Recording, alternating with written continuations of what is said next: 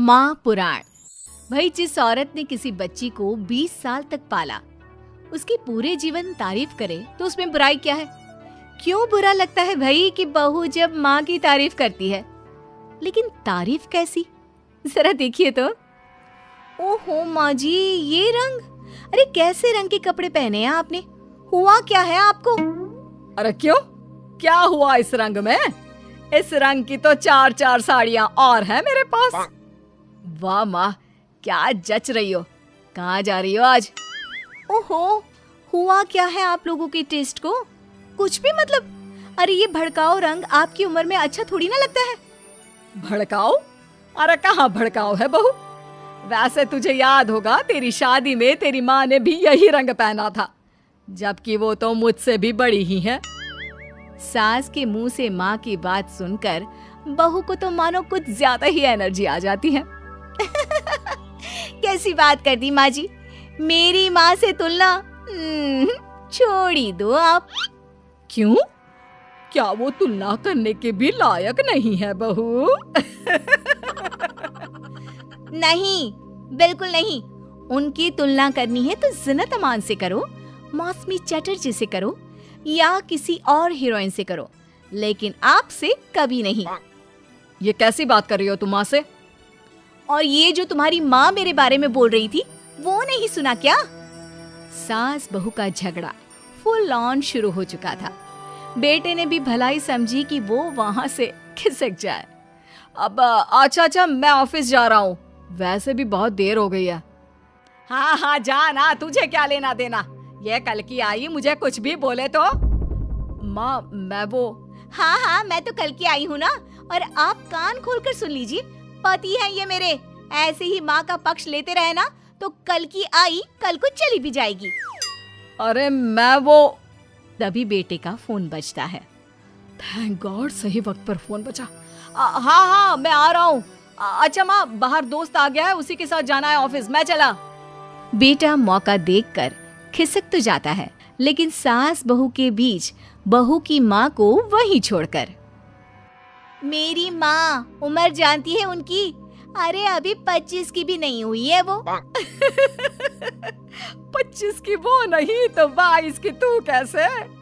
अरे 3 साल में ही पैदा कर दिया था क्या? तो कर दिया था तो? अरे पता है ना, पहले कितनी जल्दी शादी हो जाती थी। अरे हो जाती थी जल्दी शादी, माना, लेकिन इतनी भी नहीं कि बच्ची गोद से भी ना उतरे और ससुराल भेज दे। अरे बहू, तू ना बहुत बकवास करती है। अरे खुद सोचती भी नहीं कि क्या क्या बोले जा रही है।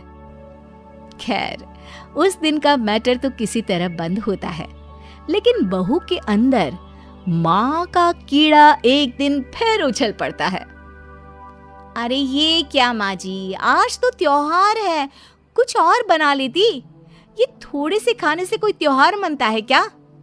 अरे देखो क्या क्या नहीं है, गुलाब जामुन, दही बड़े, 5 तरह की सब्जी, और तो और पुलाव, रायता। और माँ ये क्या है? बेटा ये घेवर है, देसी घी के, घर पर बनाए हैं मैंने। टेबल पर रखने तक की जगह नहीं है। माँ इतना कुछ बना लिया। सही बात है, जिसके घर पर इतना सही बन जाए उसके लिए तो यही बहुत है।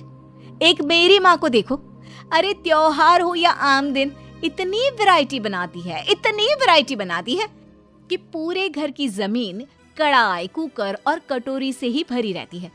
कम से कम 75 तरह का खाना बनाती है, 75 तरह का। सास बोलने ही वाली होती है कि बेटा माँ को शांत रहने का इशारा करता है, लेकिन सास तो भाई सास होती है, कहाँ मानने वाली। अच्छा तो ये बात है, तो बहू जरा ये भी बता दे कि इतना खाना वो कितने दिन में बनाती है और खाता कौन कौन है? बहू, जिसके फेंकने की सारी सीमा खत्म हो चुकी थी, खाता अरे पूरा मोहल्ला खाता है, और माँ ये सारा 75 तरह का खाना सिर्फ और सिर्फ 10 मिनट में बनाती है। अब बताओ, कर सकती हो क्या तुलना मेरी माँ के साथ? बड़ी आई। नहीं बहू, मैं तो मान गई तेरी माँ को। अरे 3 साल की उम्र में बच्चा और 10 मिनट में पूरे मोहल्ले के लिए 75 तरह का खाना। ना जी ना, मैं तो तुलना करने का सोच भी नहीं सकती। सास के मुंह से ये बात सुनकर बहू तो मानो 7वें आसमान में पहुंच जाती है। और सास को बातों बातों में हराना, और वो भी जब सास झुककर इस बात को मान ले, ऐसा तो किसी भी बहू की जिंदगी में हो जाए तो। लेकिन जैसा कि हमने पहले भी कहा था कि सास सास होती है। सुन बेटा, ये बहू के साथ रहना और इसकी फालतू की बकवास सुनना, अरे मेरे तो कान खराब हो रहे हैं। ऐसा लगने लगा है जीवन में मैंने तो कुछ किया ही नहीं। अरे माँ, तू भी कहाँ उस पागल से तुलना कर रही है? जाने देना, तू तो खुद समझ रही है ना उसकी बात का मतलब। अरे हाँ बेटा, वो तो है, लेकिन फिर भी मैं चाहती हूँ कि तू इसकी माँ को यहाँ बुला। वैसे भी कई साल हो गए हैं उनसे मुलाकात नहीं हुई। अरे जाने देना माँ, ये एक ही काम है क्या जो तू उसकी माँ को भी यहाँ बुलाने की जिद कर रही है? मेरा भी तो सोच, काम करना पड़ता है मुझे। नहीं माँ। लेकिन माँ की जिद के सामने बेटे की एक नहीं चलती और वो सास को फोन कर देता है। उधर बहू लगी पड़ी है। मेरी माँ तो अपनी बहू के पैर दबाती है, पता है आपको? अरे बस कर बहू, अब नहीं सुनी जाती तेरी माँ की तारीफ। अरे बहू के पैर कौन सी सास दबाती है? यही तो बात है मेरी माँ की, मेरी माँ दबाती है। बहू अभी भी माँ की तारीफ कर रही थी कि दरवाजे पर खड़ी हो जाती है बहू की माँ। तुम कैसे माँ? हाय रे, मेरी बेटी हकली हो गई। कैसे बेटा? अरे चुप कर माँ, ये पूछ रही हूँ कि तूने ना फोन किया ना चिट्ठी। अरे बता तो देती कि आ रही है। अरे अब आ गई है तो अंदर बिठा, चाय पिला। क्यों बहन जी, कोई तकलीफ तो नहीं हुई ना आने में? तकलीफ? अरे पूछिए क्या नहीं हुआ। उम्र इतनी हो गई है कि चला नहीं जाता। बहू को बोल बोल कर हार गई कि तेल गरम करके मालिश कर दे पैर की, लेकिन नहीं। सास बहू की ओर देखती है। अच्छा माँ, चल फ्रेश हो जा, मैं खाना लगाती हूँ। बहू खाना लगाती है।